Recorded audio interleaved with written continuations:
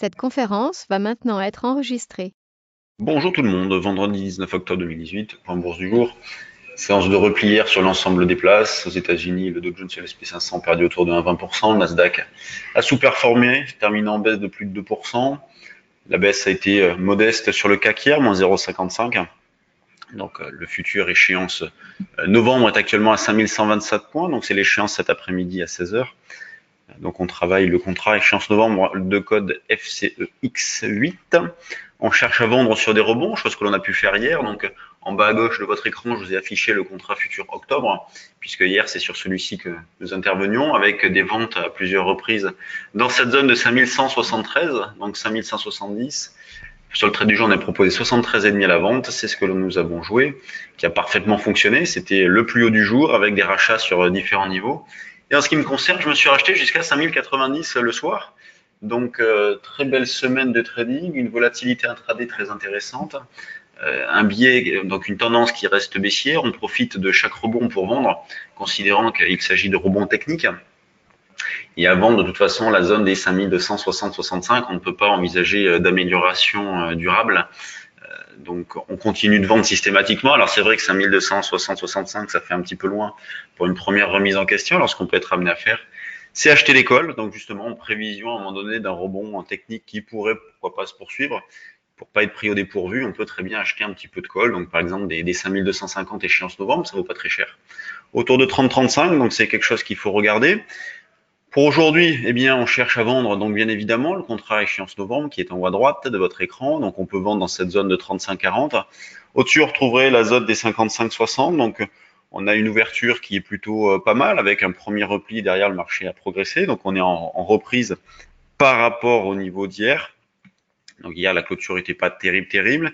Le repli s'est poursuivi hors séance et donc ce matin, le marché rebondit. Il y a de quoi être méfiant. En plus, avec l'échéance, les pressions techniques sont assez importantes. On va voir si le marché est tiré pour 16 heures notamment, donc avec des petites échéances d'options notamment sur le DAX et l'Eurostoxx. Donc Eurostoxx à midi, DAX à 13 heures, donc c'est des petites puisque c'est pas une trimestrielle. Quand on regarde du côté du DAX justement, eh bien on cherche à vendre aussi. Donc la zone de vente se situe autour des 11 650 pour un pullback sur des niveaux sur lesquels le DAX tenait précédemment. Donc vente par anticipation dans cette zone-là. L'eurodoll, lui, revient en arrière après avoir fait un petit rebond, ce qui nous a permis de vendre bien, notamment sur les 1,1620 en début de semaine. On va prendre un petit peu de recul, vous voyez, pour que vous voyez bien les 1,1620. Donc on a vendu dans cette zone-là en début de semaine et l'eurodoll a déjà perdu quasiment 200 pips. Donc on continue à travailler vendeur. On peut conserver un solde vendeur. C'est ce que l'on propose et c'est ce que l'on préconise sur le trade du jour, avec des ventes pour aujourd'hui autour de 1,14, 85, 90. Ça, c'est vrai qu'on s'en est éloigné du fait du repli en cours, mais on peut toujours jouer cette zone-là. Les plus agressifs tenteront des ventes dans la zone des 1,14, 65, 70, avec comme objectif à long terme, pourquoi pas les 1,11, 63, niveau que l'on propose depuis pas mal de temps déjà. Quand on regarde du côté des actions, c'est toujours très particulier. Dès qu'il y a une déception, la sanction est très lourde. Et c'est pour ça qu'en ce moment, il est plus facile, entre guillemets, de travailler l'indice que les actions. C'est vraiment galère de travailler les actions. Regardez par exemple Bouygues qui annonce ses chiffres, petite déception, la valeur perd tout de suite 7%.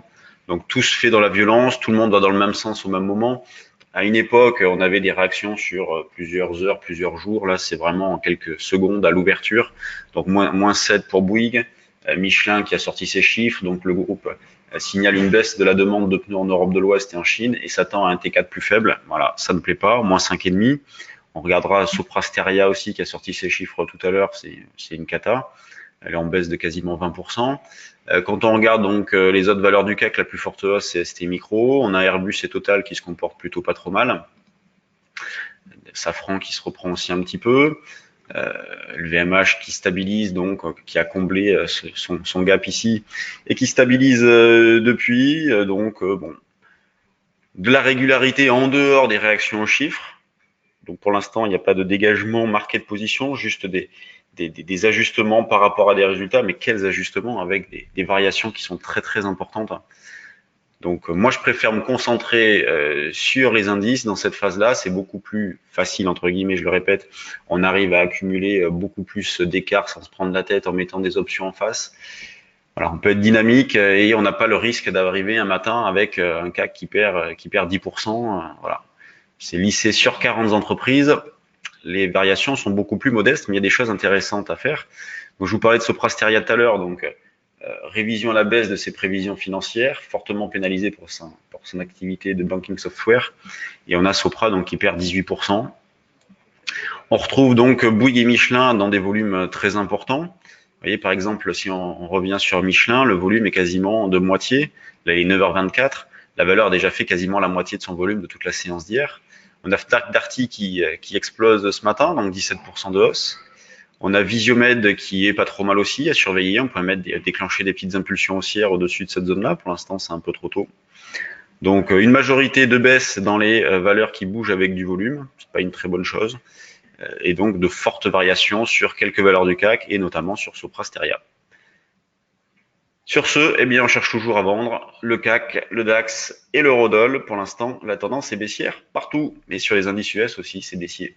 Je vous ferai un point sur les indices US lundi, si vous le voulez bien. Sur ce, bonne séance à tous, bon week-end, et on se retrouve donc lundi. Salut tout le monde.